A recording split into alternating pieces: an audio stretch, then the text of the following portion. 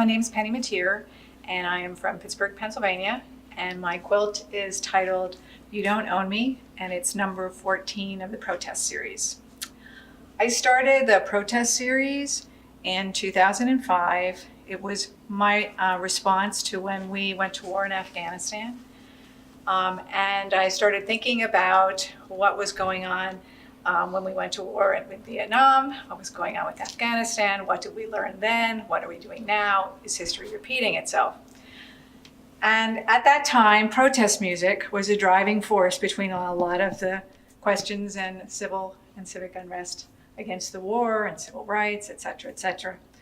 And I'm a child of that era, and I love protest music, and it inspires me. And so the first one was entitled All We Were Saying, which was a play of John Lennon, of course, and Yoko Ono's song, All We Are Saying, Give Peace a Chance. So moving up through the years, as time has passed, there have been many questions that I've had to look at and ask questions about, of course,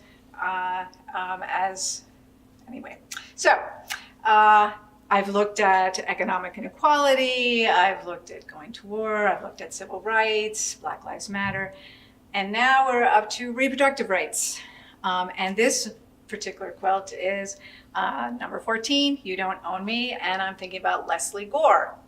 So at the time that I was making this quilt, we had just learned that Brett Kavanaugh was, I believe, if he wasn't at least nominated, he'd already been appointed. I was extremely concerned about what was going to happen with reproductive rights for women. And the symbols that I use in my work are recurring symbols. So that in this particular piece, the symbol that I like to concentrate on is the domestic goddess, which I use all commercial fabrics. What I like to do is take commercial fabrics and kind of twist their meaning or use them in sort of subversive ways. I'm hoping that people who look at my work and look at my quilts will start thinking about what's going on within them. So they are sort of the roadmap and my vocabulary for the ideas that I try to get across to people, just to promote thought. So the domestic goddess, stop signs you will see in my work when you think about how our government directs us to move throughout society. Vehicles, I kind of use that as a language for how are we being moved about in our society today. And the targets I have used in previous work with the domestic goddess because I feel that women have been targeted sometime. So my favorite symbol or fabric that I found of a commercial fabric are the pigs. Mm-hmm. So throughout my protest series, you see the pigs come and go, the pigs in suits, which of course in the 60s, the police were the pigs, the establishment were the pigs.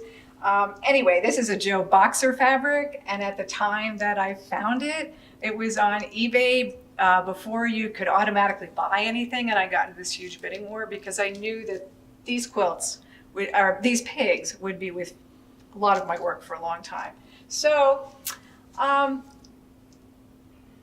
the background of it is a pieced background, which is a deliberate choice. Again, it's a recurring theme throughout the protest series, how I use it.